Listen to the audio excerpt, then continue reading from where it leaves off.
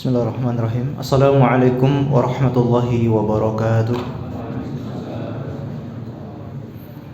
Alhamdulillahirabbil alamin wa usalli wa usallim ala asyrafil anbiya'i wa imamil mursalin nabiyina Muhammadin wa ala alihi thayyibin wa ashabihi gurril mayamin. Afdhalus salati wa atammut taslim. Allahumma 'allimna ma yanfa'una wanfa'na bima 'allamtana wa zidna 'ilman ya rabbana. Wa aslih lana sya'nana kullaha wa la takilna ila anfusina tarfata ain.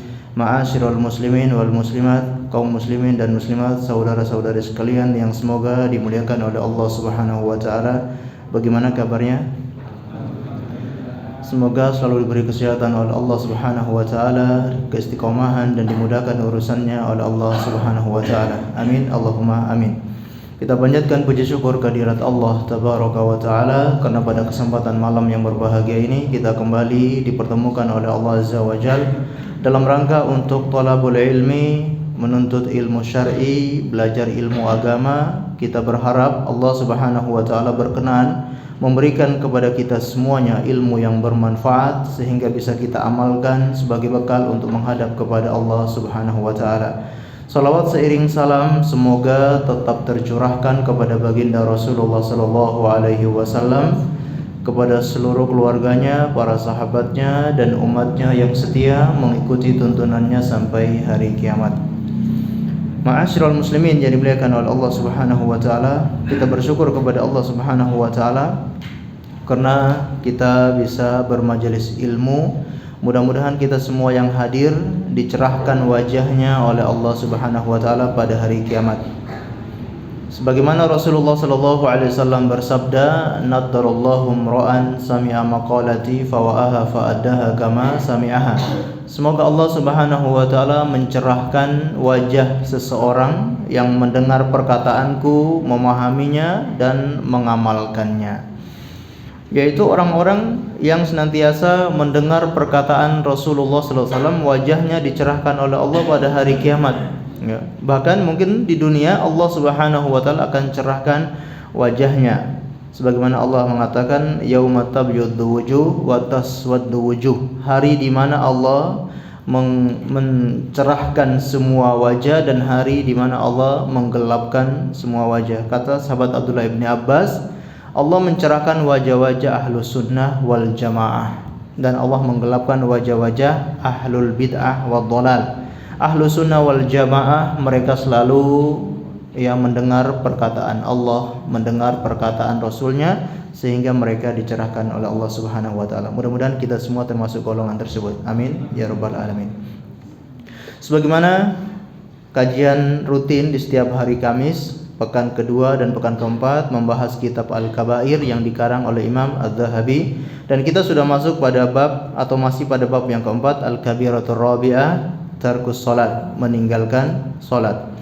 Dan di pekan yang lalu sudah kita mempelajari ayat-ayat yang dibawakan oleh muallif, dan kemudian kita akan bacakan beberapa hadis dan juga athar yang dituangkan oleh muallif dalam buku beliau. Sebagaimana hadis yang pertama yang dibawakan oleh beliau, yaitu qala al-muallifu rahimahullahu taala, wa qala alaihi salatu wassalam, Rasulullah sallallahu alaihi wasallam bersabda, al-ahdul ladzi bainana wa bainahum as-salat faman tarakaha faqad kafar. Perjanjian antara kami dengan mereka, perjanjian antara seorang muslim dengan orang munafik maupun orang-orang kafir, yaitu as-salat, pada salatnya. Faman tarakaha faqad kafar. Maka barang siapa yang meninggalkan salat, maka dia telah kafir. Jadi kalau kita baca ayat-ayat yang dituangkan oleh muallif di sini, maka belum terlalu belum terlalu jelas tentang kekafiran orang yang meninggalkan salat. Namun Rasulullah sallallahu alaihi wasallam secara tegas menjelaskan bahwasanya orang yang meninggalkan salat itu kafir. Dan ini perjanjian antara seorang muslim dan orang munafik, ya. Orang munafik itu mereka menyembunyikan kekafiran dan menampakkan keimanan. Namun ketika mereka secara tampak, secara zahir yaitu tidak sholat, maka telah dianggap mereka bukan orang Islam, mereka bukan orang beriman, dan mereka adalah orang-orang kafir. Dan ini ya memang ada khilaf ya di antara para ulama tentang orang yang meninggalkan sholat atau tentang kekafirannya itu, apakah mengeluarkan seseorang dari Islam atau tidak. Khilafnya cuma pada bagian itu saja. Orang yang meninggalkan sholat keluar dari Islam atau tidak.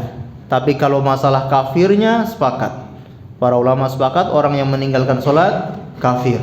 Tapi kafirnya itu apakah mengeluarkan dari Islam ataukah tidak. Hadis kedua yang dibawakan oleh mu'alif adalah waqala alaihi salatu wassalam, Rasulullah sallallahu alaihi wasallam juga bersabda, man fatathu salatul asri habitat amaluhu. Barang siapa yang ketinggalan ya, terlewatkan salat asar, maka amalannya lenyap, amalannya akan hilang. Dan ini juga mempertegas bahwasanya meninggalkan salat itu dosa besar. Dan ini hanya satu salat yang disebutkan di sini, yaitu salat asar. Bagaimana dengan meninggalkan salat-salat yang lain? Meninggalkan satu salat saja itu sudah hangus semua amalannya. Dan memang di sini ikhtilaf para ulama, apakah amalan pada hari itu saja ataupun semua amalannya. Namun yang jelas orang yang meninggalkan sholat, diantaranya sholat asar, itu akan hangus amalannya. Kenapa disebutkan sholat asar? Ya. Karena diantara sholat yang sering ditinggalkan atau yang sering diulur-ulur, yaitu sholat apa? Asar. Ya. Kenapa sholat asar? Nanggung, ya Pak ya. Orang sudah sibuk kerja, sebentar lagi selesai kerjaannya, dan nanggung sampai di rumah baru sholat.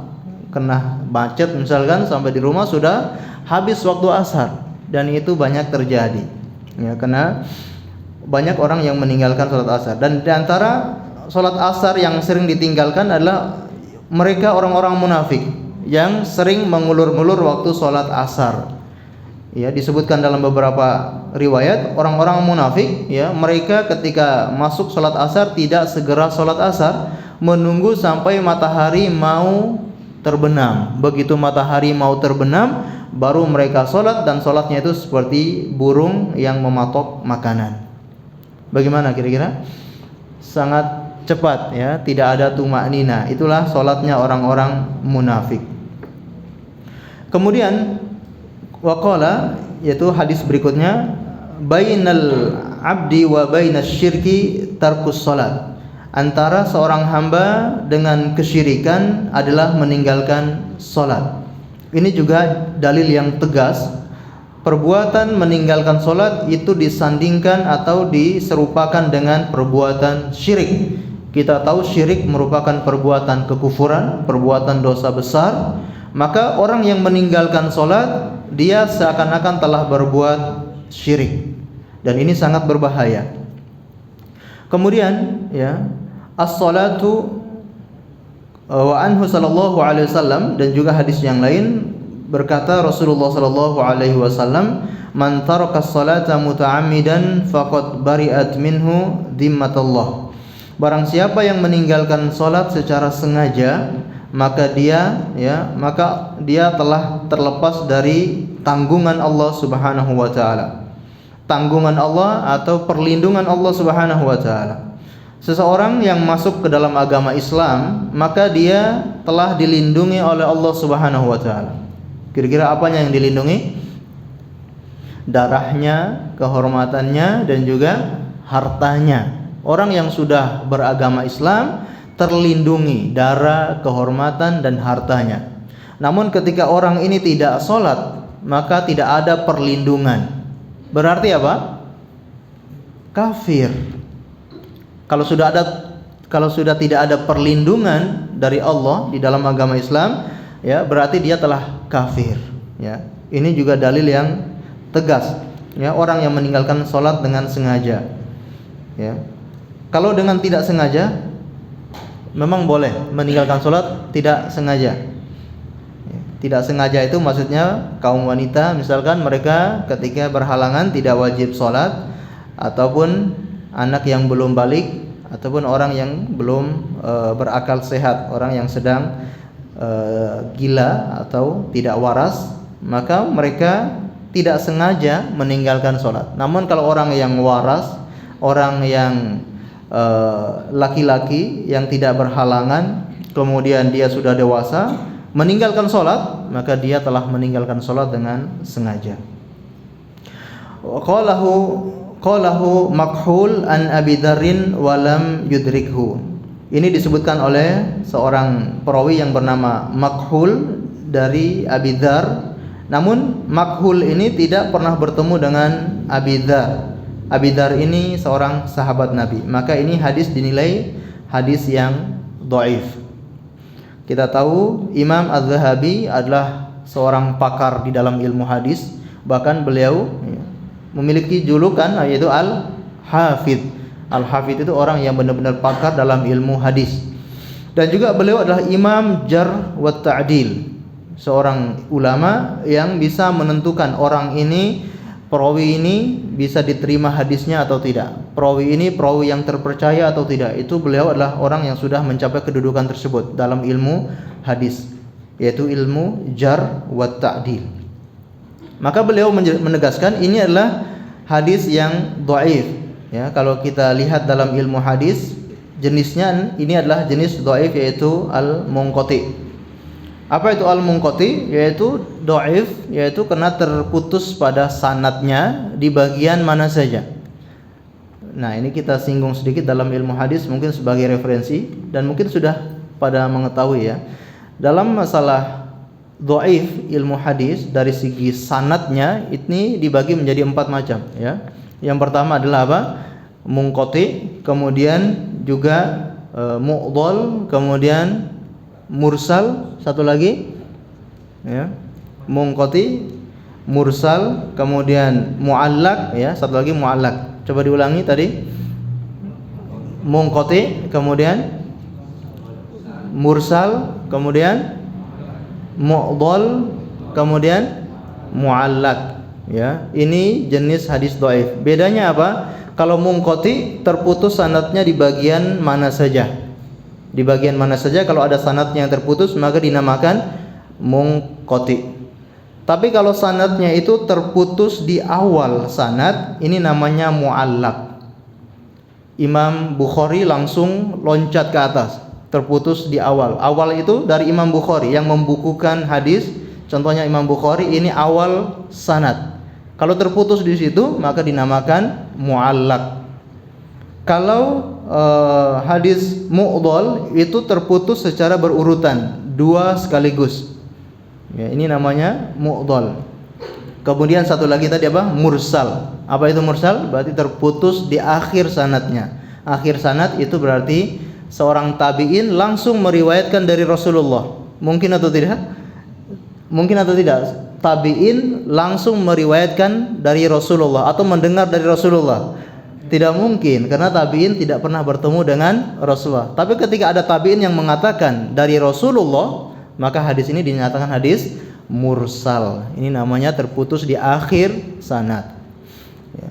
Mungkin kita sering mendengar kalimat seperti ini. Ada hadis ini dhaif, mursal, ini munqati, ini mu'dhal, ataupun ini mu'allaq, atau ini sebagai referensi. Baik. Maka hadis ini dinilai sebagai hadis yang munqati ya, hadis yang terputus dan hadisnya dhaif. Kemudian beliau membawakan beberapa asar ya, perkataan para salaf, baik para sahabat Nabi maupun tabi'in. Di antara perkataan asar yang beliau bawakan di sini adalah perkataan sahabat Umar Ibn Khattab. Wa qala Umar radhiyallahu anhu, amma innahu la hadda li ahadin fil Islam adha as-salat ya. Tidak ada ya bagian sedikit pun dalam Islam orang yang meninggalkan salat. Berarti orang yang meninggalkan salat menurut para sahabat adalah dia tidak Islam. Dia tidak ada sedikit pun bagian dalam Islam. Berarti dia telah keluar dari Islam. Ini anggapan para sahabat Nabi sallallahu alaihi wasallam. Tidak ada bagian sedikit pun dalam Islam. Wa qala Ayyub As-Sakhtiyani. Ada yang memiliki pegangan buku ya. Di situ apa langsung Ayyub. Betul. atau ada Ibrahim An-Nakhai. Karena ini ada beberapa cetakan. Langsung Ayub. Baik. Di sini waqala Ayub As-Sakhtiyani, berkata Ayub As-Sakhtiyani misla dzalik, seperti itu. Nah, ini seperti itunya seperti apa? Berarti ada yang dihapus atau ada yang terputus. Nah, dalam beberapa redaksi buku ya, cetakan yang lain, yaitu waqala Ibrahim An-Nakhai. Ya, berkata Ibrahim An-Nakhai, man taraka shalat faqad kafara, wa qala Ayyub As-Sakhtiyani misla dzalik. Bisa dipahami, berkata Ibrahim An-Nakhai, barang siapa yang meninggalkan salat maka telah kafir, dan Ayyub As-Sakhtiyani juga mengatakan demikian. Jadi ada beberapa nusakh yang berbeda. Baik. Jadi perkataan Ayyub As-Sakhtiyani apa? Barang siapa yang meninggalkan salat maka telah kafir, ya. Warwal Jurairi, ya, perkataan Jurairi an Abdullah ibni Syaqiq an Abi Hurairah radhiyallahu anhu, dari Abdullah bin Syaqiq dari Abu Hurairah radhiyallahu anhu berkata, ya, kana ashabu Rasulillah sallallahu alaihi wasallam la yarawna syai'an minal a'mali tarkuhu kufran ghaira salat. Bahwasanya para sahabat Nabi sallallahu alaihi wasallam tidak memandang suatu amalan pun kalau ditinggalkan menjadi kafir kecuali sholat. Para sahabat Nabi berarti mereka menganggap tidak ada amalan yang ditinggalkan itu sebuah kekafiran kecuali meninggalkan sholat. Oleh karenanya, ya, sebagian menukilkan jumhur atau ijma' para ulama tentang kafirnya orang yang meninggalkan salat. Akhrajahul Hakim fi Mustadrak wa akhrajahu At-Tirmidzi duna dzikru Abu Hurairah. Kemudian, ya, waqala Ibnu Hazm, berkata Imam Ibnu Hazm, la dzamba ba'da syirki a'dham min tarki salat hatta yakhruj waqtiha. Ya, tidak ada dosa yang lebih besar setelah perbuatan syirik kecuali meninggalkan sholat sampai keluar waktunya. Jadi hanya keluar waktunya saja, berarti orang ini masih sholat, namun sholatnya di luar waktu, itu pun menurut Imam Ibnu Hazm itu sudah perbuatan dosa yang sangat besar, ya, setelah dosa syirik. Maka kita tahu dosa meninggalkan sholat ini dosa yang sangat besar, bahkan lebih besar daripada membunuh, lebih besar daripada berzina, daripada merampok, korupsi. Maka dosa orang yang meninggalkan sholat itu lebih besar, ya. Dan ini bukan berarti kita bebas melakukan dosa-dosa itu. Ini hanyalah tingkatan, ya, tingkatan mana dosa yang paling besar setelah syirik adalah dosa meninggalkan sholat. Maka disebutkan di sini wa qatlu mu'min bi ghairi haqqin, dan juga membunuh seorang mukmin tanpa hak. Ya. Dan hadis berikutnya warawa Hammam nabba'ana Qatadah anil Hasan, yaitu Al-Hasan Al-Basri, meriwayatkan dari Hammam menceritakan kepada kami Qatadah dari Hasan Al-Basri an Huraib bin Qubaisah, berkata dari Huraib bin Qubaisah berkata, hadatsani Abu Hurairah radhiyallahu anhu qala qala Rasulullah sallallahu alaihi wasallam awwalu ma yuhasabu bihil 'abdu yaumal qiyamati min 'amalihi salatuh fa in saluhat faqad aflaha wa anja wa in fasadat faqad khaba wa khasir. Dari Abu Hurairah radhiyallahu anhu berkata, Rasulullah sallallahu alaihi wasallam bersabda, pertama kali yang dihisab, ya, pada seorang hamba di hari kiamat nanti adalah amalannya. Pada amalannya adalah salatnya. Apabila salatnya itu baik, maka dia akan beruntung dan dia akan berhasil. Wa in fasadat, dan akan tetapi salatnya itu rusak, maka dia telah celaka dan rugi. Hasanahu At-Tirmidzi. Hadis ini dihasankan oleh Imam At-Tirmidzi. Jadi salat menjadi ukuran, ya, atau barometer amalan-amalan yang lain. Jika salat ini baik, maka seluruh amalan akan menjadi baik. Namun jika sebaliknya salatnya tidak baik, maka amalan yang lain juga akan rusak. Dan ini menjadi muhasabah dan pelajaran untuk kita semuanya, bagaimana kita selalu menjaga amalan yang satu ini, yaitu amalan salat. baik menjaga supaya tidak meninggalkan solat dan juga menjaga kualitas solat itu. Karena berapa banyak kita mengerjakan solat, namun terkadang kualitasnya tidak terjaga. Bagaimana kualitas yang tidak terjaga? Tidak terpenuhi rukun-rukun dan syarat-syaratnya. Di antara rukun-rukun yang sering kita lalaikan adalah tumak-nina dalam solat. Ya, berapa banyak kaum muslimin yang ketika solat tidak tumak-nina. Ya, solat sangat cepat. Ya, apalagi ketika solat tarawih. Ya, bagaimana kaum muslimin banyak yang melalaikan ya salah satu rukun ini, yaitu tumak-nina, tenang, tidak tergesa-gesa di dalam solat. Dan juga kualitas solat yang lain adalah menjaga kekhusyuan di dalam solat. Karena inilah lubbus solat. Ya, intisari solat itu adalah kekhusyuan. Apa itu kekhusyuan? Berarti kita solat tidak mendengar sesuatu apapun. Ketika dipukul tidak terasa. Apakah itu yang dinamakan khusyuk? Khusyuk itu adalah bagaimana kita banyak mengingat Allah di dalam solat. Itulah khusyuk. Dan itulah inti solat sebenarnya. Sebagaimana Allah SWT berfirman, ya, wa aqimis salata li dzikri, dan dirikanlah solat untuk mengingatku. Kalau ada orang yang solat namun tidak ingat Allah, ya, pikirannya sudah kemana-mana, maka dia telah kehilangan intisari daripada solat. Mungkin dia solatnya sah, solatnya sudah menggugurkan kewajibannya sebagai seorang muslim, namun apakah dia mendapatkan pahala solat? Belum tentu. Untuk mendapatkan pahala solat dibutuhkan kekhusyuan, dibutuhkan bagaimana kita mengingat Allah di dalam solat. Kita ini sudah jarang mengingat Allah. Solat itu adalah jalan untuk mengingat Allah. Namun ketika sholat pun kita tidak mengingat Allah. Padahal kita ini kan dituntut untuk mengingat Allah di setiap saat. Ya Pak ya? Apakah setiap saat kita mengingat Allah? Jarang sekali kita mengingat Allah. Ya, setiap saat. Maka dibutuhkan sholat ini untuk kita bagaimana waktunya mengingat Allah. Tapi ketika sholat pun kita tidak mengingat Allah. Ini perlu muhasabah. Para ulama mengatakan di antara hikmah, ya, kenapa kita setelah keluar dari kamar mandi membaca ghufranaka. Artinya apa? Ya Allah, ampunilah aku, atau ya Allah, aku memohon ampunanmu. Di antaranya para ulama menyebutkan hikmahnya kenapa kita memohon ampunan setelah keluar dari kamar mandi. Apakah kita berbuat dosa di dalam kamar mandi? Ya tergantung ya. Berbuat dosa atau enggak dalam kamar mandi. Tapi apakah kita mesti berbuat dosa di dalam kamar mandi? Kok harus minta ampun setelah kita keluar dari kamar mandi?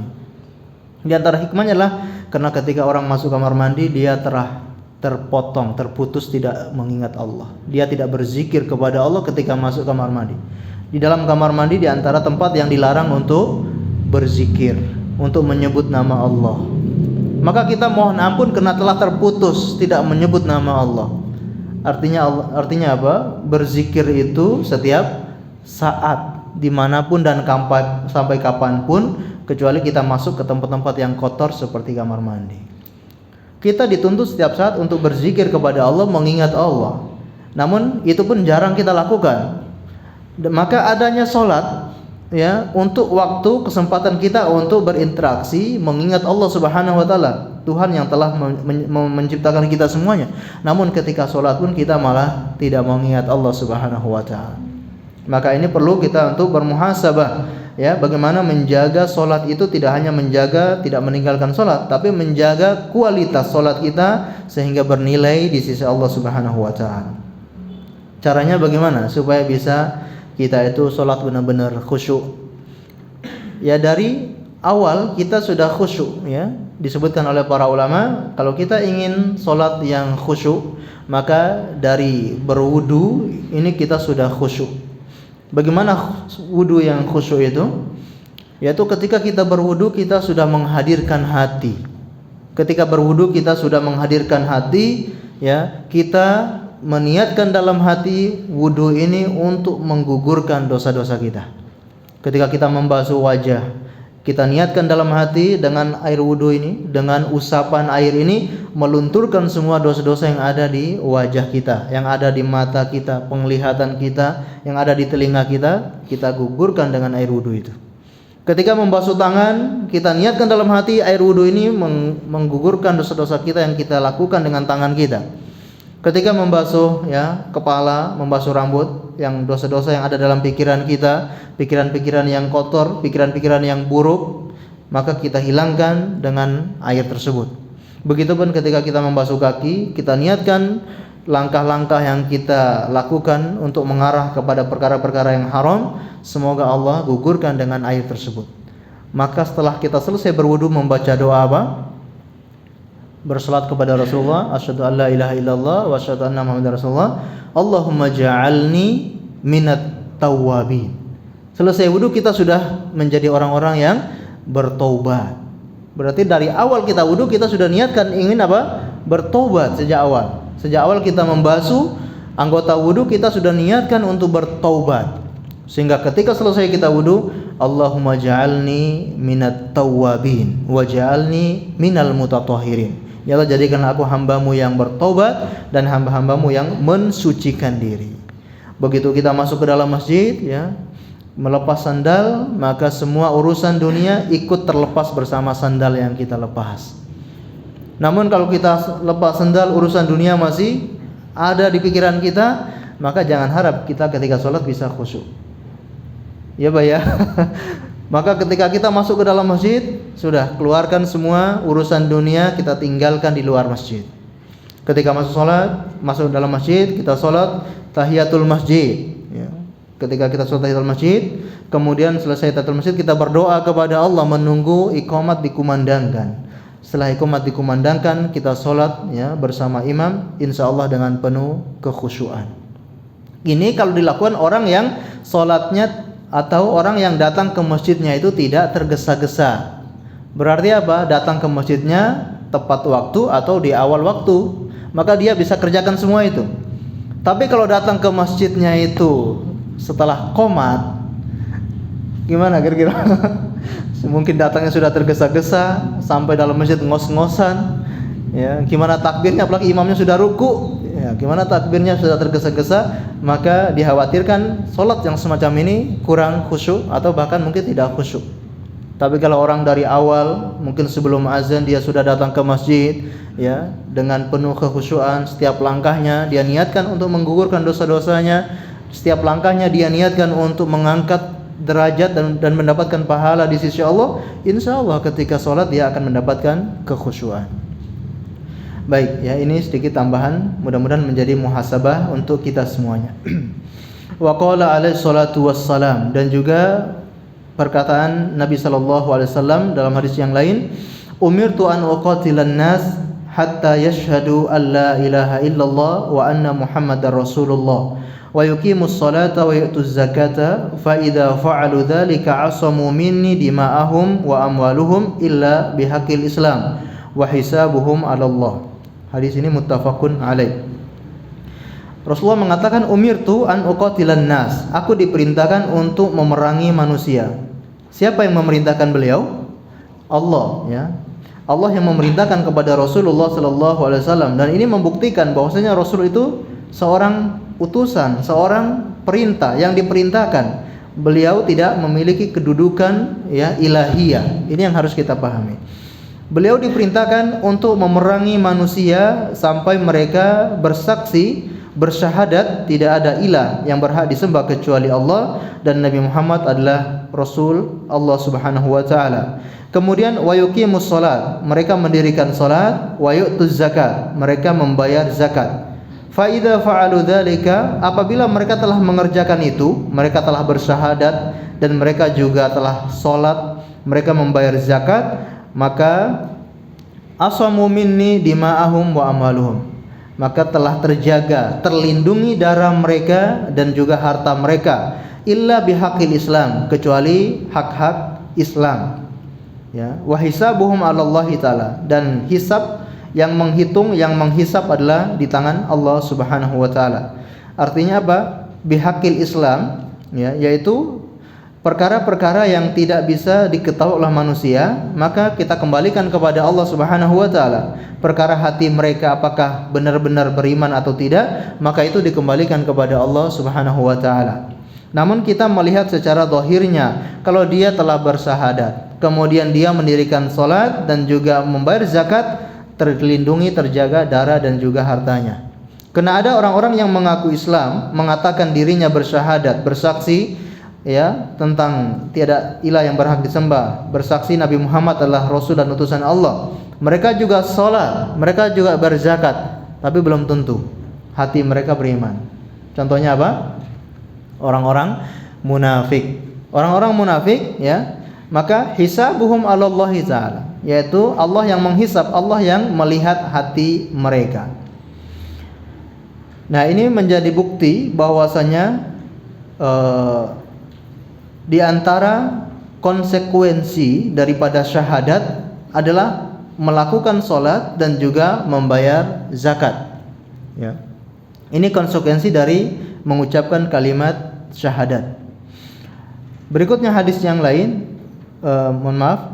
berikutnya dari sahabat Abi Sa'id, maksudnya Al-Khudri, anna rajulan qala, bahwasanya ada seseorang yang berkata, ya Rasulullah, wahai Rasulullah, ittaqillah, bertakwalah kepada Allah. Nah, di sini ya di antara adabnya para sahabat, mereka tidak menyebutkan nama orang tersebut ya. Namun mereka di sini disebutkan anna rajulan, bahwasanya ada seseorang yang berkata kepada Rasulullah. Dan ini orang ya sangat keterlaluan. Orang ini sangat berbahaya. Apa yang dia ucapkan? Ya Rasulullah ittaqillah, wahai Rasulullah bertakwalah kepada Allah. Berani-beraninya dia mengatakan wahai Rasulullah bertakwalah. Memang dia siapa? Ya. Maka apa kata Rasulullah sallallahu alaihi wasallam? Wailaka alastu haqqu ahlul ardi an attaqiyallah, ya. Bukankah aku ya orang yang paling utama untuk bertakwa kepada Allah? Aku ini orang yang paling bertakwa di muka bumi ini. Ini kira-kira siapa yang berani mengucapkan ini? Ini adalah nenek moyangnya Khawarij. Jadi pengikut-pengikut Khawarij dari orang ini.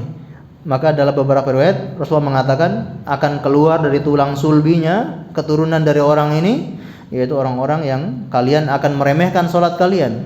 Kalian akan meremehkan baca Quran kalian. Mereka kalau baca Quran sangat rajin, kalau salat sangat rajin, qiyamul lail. Tapi itu semua tidak sampai melewati kerongkongan mereka, hanya di mulut saja. Ya, mereka ya adalah kilabun nar, anjing-anjingnya neraka. Orang-orang Khawarij yang suka mengkafirkan kaum muslimin, ya. Nah, ini asal muasalnya adalah nenek moyang mereka ini yang berkata kepada Rasulullah, ittaqillah. Mendengar hal itu, faqala Khalid ibn al-Walid radhiyallahu anhu, Khalid bin Walid yang hadir ketika itu, beliau mengatakan, ala adribu unuqahu ya Rasulullah, biarkan saya penggal lehernya wahai Rasulullah sallallahu alaihi wasallam. Faqala la, maka beliau mengatakan, tidak wahai Khalid, la'allahu ayyakuna yusalliya, bisa jadi dia itu orang yang mengerjakan salat.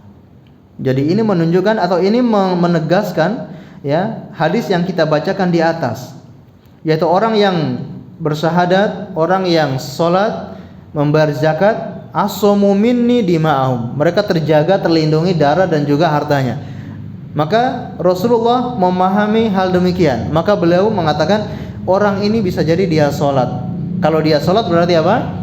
Terlindungi, tidak boleh dibunuh. Ya, ini alasan Rasulullah melarang Khalid bin Walid memenggal kepala orang tersebut. Hadis ini muttafaqun alaih. Warawal Imam Ahmad fi musnadih min hadis Abdullah ibn Umar radhiyallahu anhuma anin Nabi sallallahu alaihi wasallam annahu qala. Imam Ahmad meriwayatkan dalam musnadnya dari hadis Abdullah bin Amr, hadis Abdullah bin Amr bin As radhiyallahu anhuma, dari Nabi sallallahu alaihi wasallam bersabda, man lam yuhafid ala salati lam yakun lahu nurun wala burhanun wala najatun wa kana yaumul qiyamati ma'a Qarun wa Fir'aun wa Haman wa Ubay bin Khalaf. Ya, Rasulullah bersabda, barang siapa yang tidak menjaga salatnya, maka dia tidak akan memiliki nur, tidak akan memiliki cahaya untuk menerangi jalannya, cahaya yang ada di dalam hatinya, dan cahaya itu adalah hidayah. Orang yang memiliki cahaya di dalam hatinya atau hatinya diterangi oleh Allah, maka orangnya akan mudah menerima nasihat, mudah untuk melakukan kebaikan, ya, dia akan membenci kemungkaran, dia akan membenci kemaksiatan. Ini kalau orang yang hatinya diberi cahaya oleh Allah Subhanahu wa taala. Wala burhanan, dan orang yang tidak memiliki bukti tentang keimanan dan keislamannya. Kalau orang yang tidak salat, maka dia tidak ada bukti apakah dia orang Islam atau bukan. Dan ini juga kita ada sangkut pautnya dengan hadis yang kita terangkan di awal, ya. Kalau orang salat itu adalah seorang muslim. Kalau orang yang tidak salat, maka dia tidak ada bukti kalau dia ini orang muslim, ya.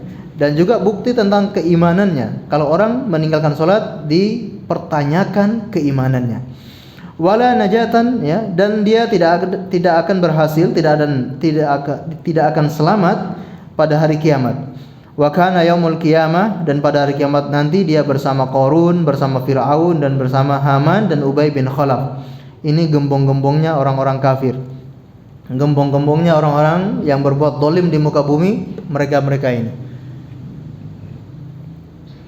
Jadi orang yang meninggalkan salat nanti pada hari kiamat dibangkitkan, dikumpulkan, bahkan mungkin dimasukkan ke dalam neraka bersama mereka-mereka ini. Ini mereka orang-orang yang sangat kufur kepada Allah. Maka siksaannya tentunya lebih pedih daripada orang-orang kafir yang lain. Orang-orang kafir ada yang siksaannya tidak sebagaimana orang-orang yang ini. Sebagaimana paman Rasulullah, siksaannya tidak terlalu berat. Namun mereka ini orang-orang yang siksaannya sangat berat pada hari kiamat, ya. Maka orang yang meninggalkan salat siksaannya sama seperti mereka ini. Berarti ancamannya sangat keras orang yang meninggalkan salat. Bahkan di antara ulama menyebutkan hikmah kenapa mereka dikumpulkan bersama gembong-gembongnya orang-orang kafir ini. Di antaranya Imam Ibnu Qayyim Al-Jauziyah menyebutkan hikmahnya yang pertama, ya, dikumpulkan bersama Qarun. Karena di antara hal yang melalaikan orang dari salat, apanya? Harta. Karena sibuk dengan hartanya, sibuk menjaga, melindungi, menghitung-hitung hartanya, sampai dia melalaikan atau meninggalkan salat. Ini seperti Qarun, ya, yang sibuk dengan hartanya. Wa Firaun, di antara yang menjadikan orang itu meninggalkan salat adalah apa? Kekuasaan. Sibuk dengan kekuasaannya, sibuk mencari kursi, sibuk menjaga stabilitas kekuasaannya sampai meninggalkan salat. Ini seperti Firaun, ya, yang sibuk dengan kekuasaannya. Wa Haman, dan juga dengan Haman. Haman ini siapa? Arsitek, menterinya Firaun, ya. Orang terdekat Firaun yang selalu membisikkan kejahatan kepada Firaun, di antaranya ini Haman. Dan dia yang membenarkan semua ucapan Firaun. Ketika Firaun mengatakan ana rabbukumul a'la, aku adalah Tuhan kalian yang paling tinggi. Ini di antara orang ada yang percaya, ada yang tidak. Maka Haman paling terdepan mempercayai itu, ya, dan membenarkan itu. Maka itu yang memotivasi orang lain untuk menjadikan Firaun sebagai Tuhan. Jadi Haman ini orang yang terdekat Firaun atau orang belakangnya Firaun. Kita tahu presiden itu biasanya ada orang belakang. Ada orang belakang yang selalu menyetir, gitu ya. Di antaranya Haman ini. Maka di antara yang meninggalkan salat, ya, perkara yang menjadikan orang itu tidak salat adalah karena mengejar kekuasaan, ya, takut kursinya itu diambil orang lain, atau sebagai penjilat seperti Haman ini termasuk orang yang sangat penjilat kepada Firaun. Ya. Wa Ubay bin Khalaf, Ubay bin Khalaf ini orang yang paling terkenal, ya, perdagangannya di kota Mekah. Beliau saudagar kaya, ya, bisnis pengusaha besar di kota Mekah ini, Ubay bin Khalaf. Di antara hal-hal yang menjadikan orang itu lalai, bahkan mungkin meninggalkan salat adalah perdagangan, usaha. Ya, Pak, ya. Dan ini terbukti sangat banyak, ya. Orang sibuk dagang, ya, sehingga lupa dari salatnya, ya, bahkan tidak salat mungkin salat tapi sampai keluar waktunya. Maka Ini ancaman yang sangat keras untuk kita lebih berhati-hati supaya tidak seperti golongan-golongan orang-orang ini.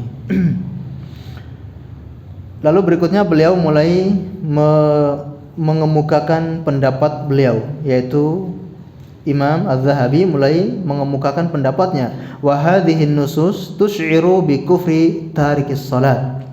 Dan nas-nas yang kita sebutkan ini mengisyaratkan kafirnya orang yang meninggalkan salat. Dan ini pendapat yang beliau pilih, beliau secara tidak langsung mengemukakan pendapat beliau memilih pendapat ini, yaitu orang yang meninggalkan salat telah kafir. Waqad qala Nabi sallallahu alaihi wasallam li Mu'ad, "Ma min 'abdin yashhadu an la ilaha illallah wa anna Muhammadan 'abduhu wa rasuluhu illa haramahu Allahu 'alan nar."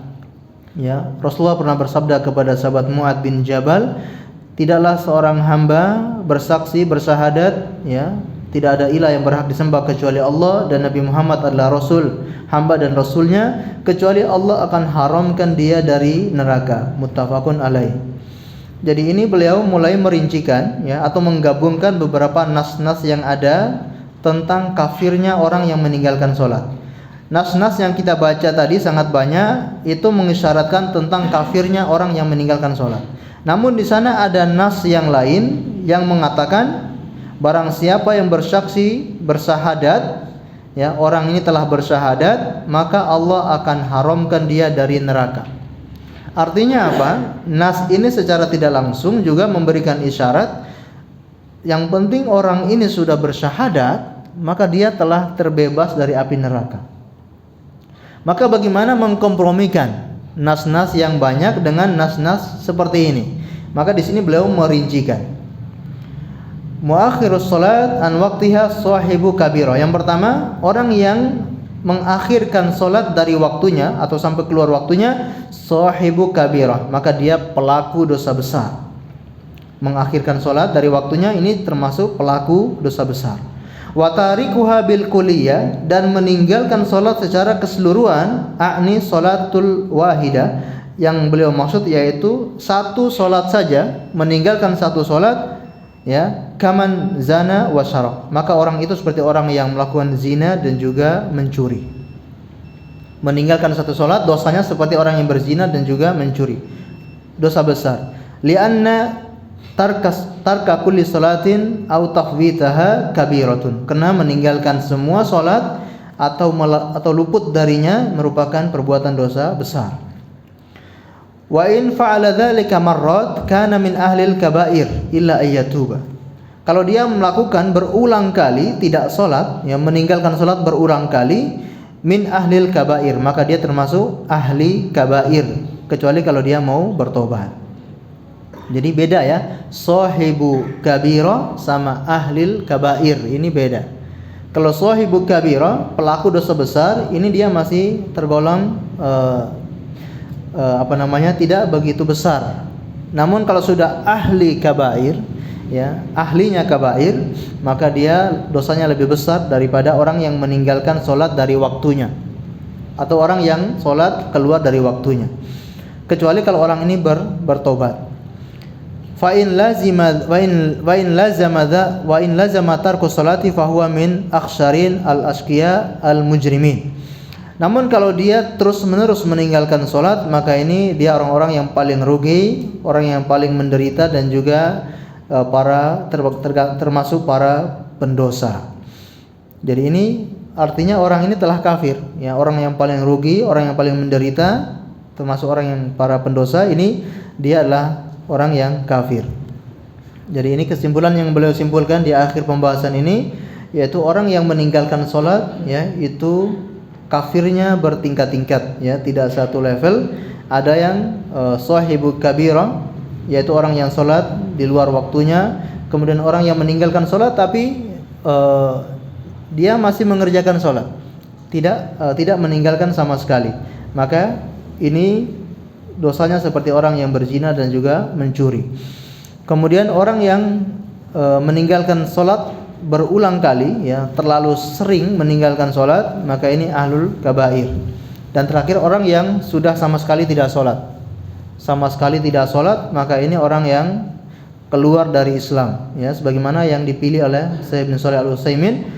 Beliau berpendapat orang yang meninggalkan sholat sama sekali, baik sholat Jumat, sholat 5 waktu, bahkan mungkin sholat di Idain, Idul Fitri dan Idul Adha, sama sekali tidak sholat, maka ini dihukumi telah kafir dan keluar dari Islam meskipun KTP-nya Muslim, ya.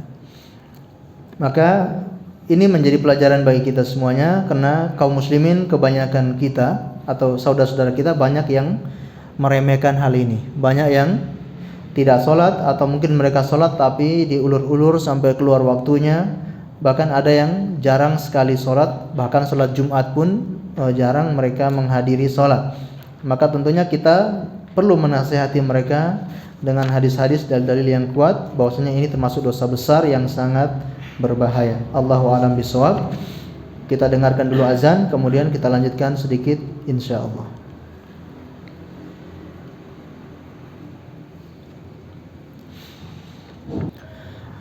Ma'asyiral muslimin yang dimuliakan oleh Allah Subhanahu wa taala. Ini ya tentang dosa besar yang kelima, meninggalkan salat.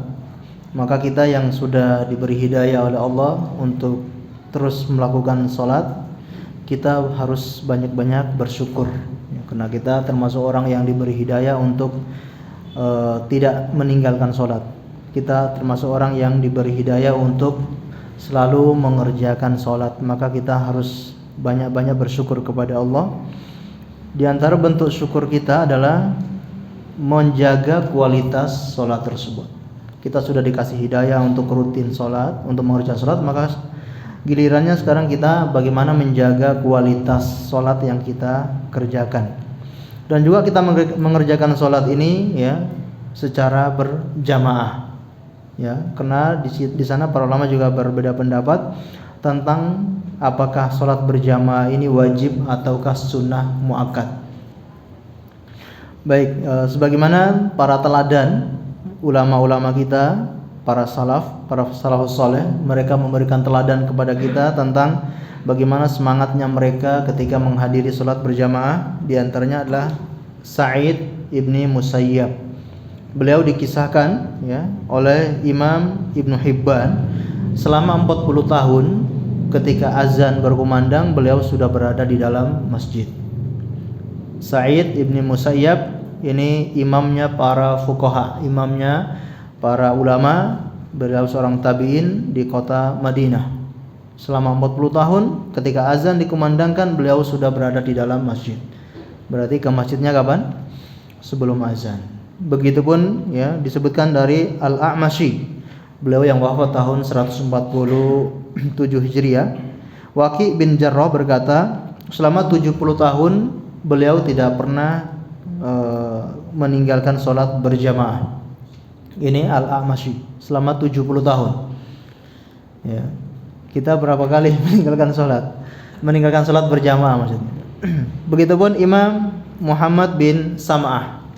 Muhammad bin Sam'ah juga diceritakan beliau selama 40 tahun tidak pernah ketinggalan takbiratul ihram. 40 tahun tidak pernah ketinggalan takbiratul ihram kecuali satu kali. Ketika ibunya wafat, itu beliau ketinggalan takbiratul ihram saja. Bagaimana semangat mereka ya di dalam memenuhi panggilan Allah untuk salat berjamaah di masjid. Mudah-mudahan kita semua bisa meneladani para ulama-ulama tersebut. Amin ya rabbal alamin. Barangkali cukup sekian yang dapat kita sampaikan. Mudah-mudahan kita mendapatkan ilmu yang bermanfaat yang bisa kita amalkan di kehidupan kita sehari-hari. Dan insyaallah akan kita lanjutkan di Al-Kabiratul Khamisah, dosa besar yang kelima, yaitu man'uz zakat, tidak membayar zakat. Allahu a'lam bishawab. Kita akhiri dengan membaca doa kafaratul majlis. Subhanakallahumma wa bihamdika asyhadu an la ilaha illa anta astaghfiruka wa atubu ilaik. Wa sallallahu ala nabiyyina Muhammad wa ala alihi washabbihi ajmain. Terima kasih atas segala perhatiannya. Mohon maaf atas segala kekurangannya. Assalamualaikum warahmatullahi wabarakatuh.